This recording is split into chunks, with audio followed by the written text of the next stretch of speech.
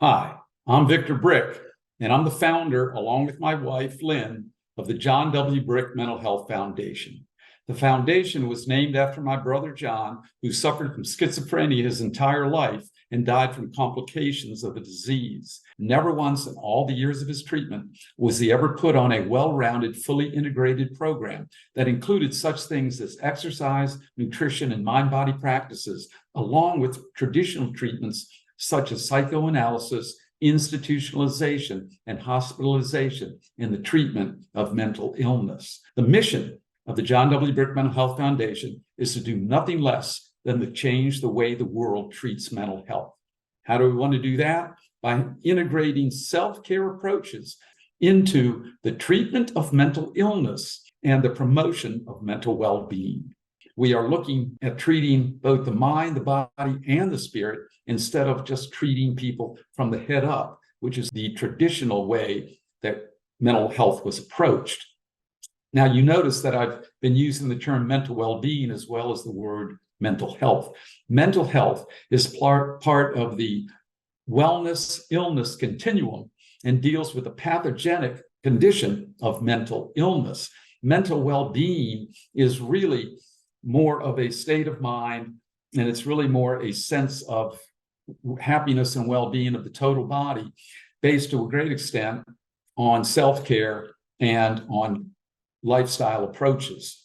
In a recent survey of 10,000 respondents conducted by Eurometer, the main reason the four leading age groups gave, that being Boomers, Gen X, Gen Y, and Gen Z, the main reason they gave for working out was mental well-being.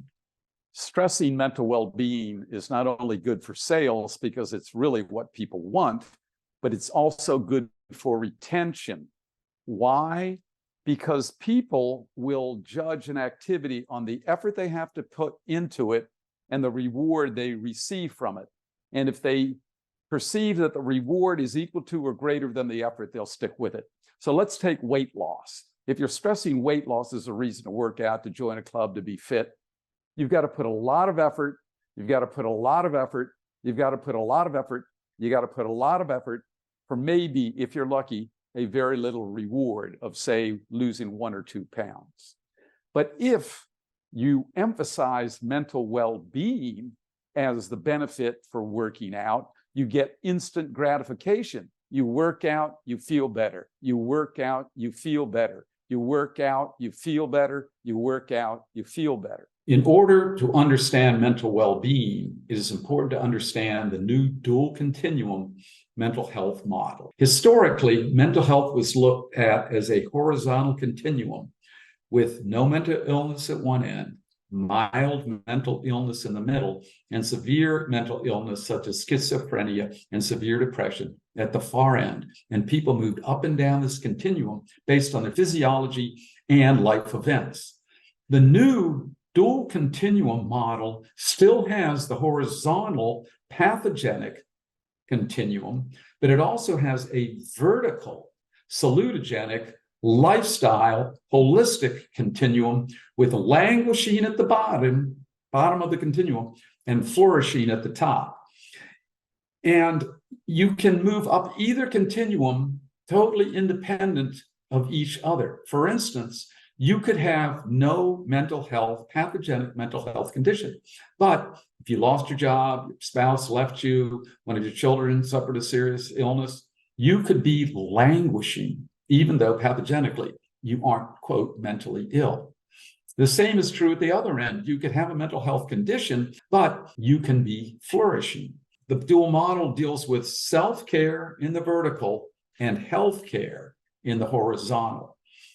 You can think of it as the classic yin-yang model, with self-care being the yin and healthcare being the yang.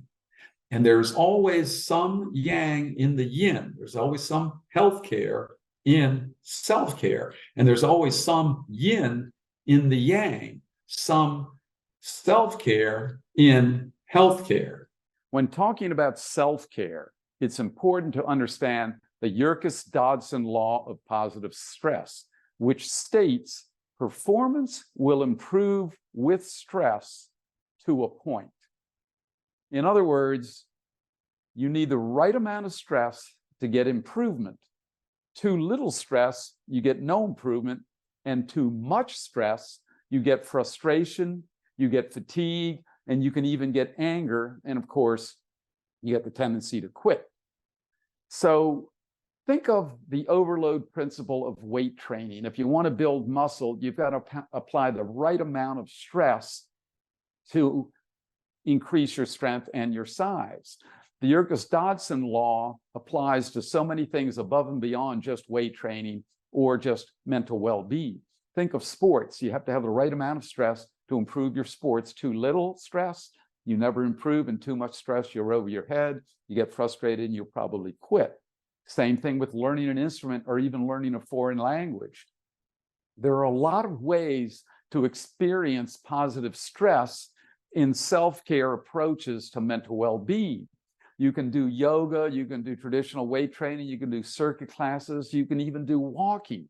Keep in mind with walking, if you want to just get the enjoyment of walking, you may take a leisurely walk, but if you want to get the benefit, the physiological benefit of an activity walking for your mental well-being, it would have to be moderate to vigorous activity. Again, the right amount of positive stress.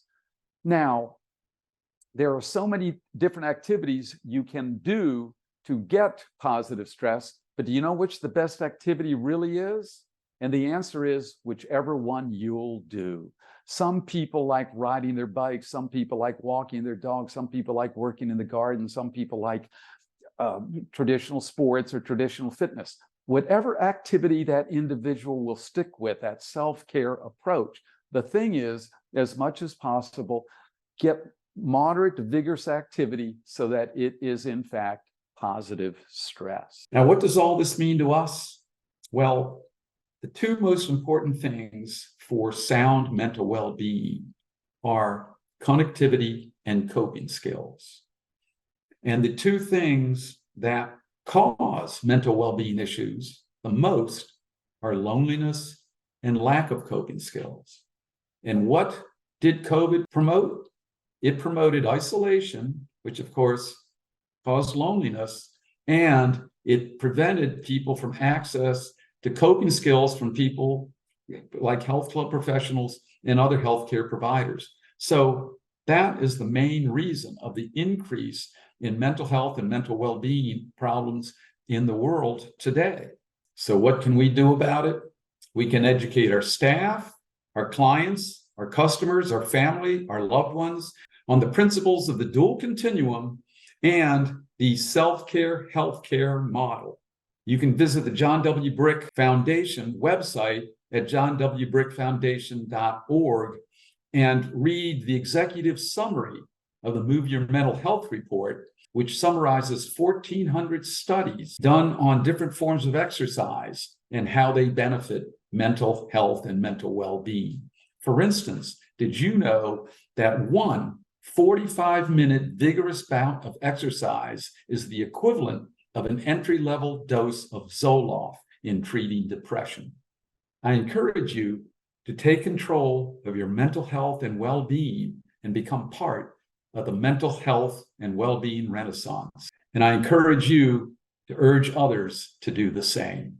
If not us, who? If not now, when?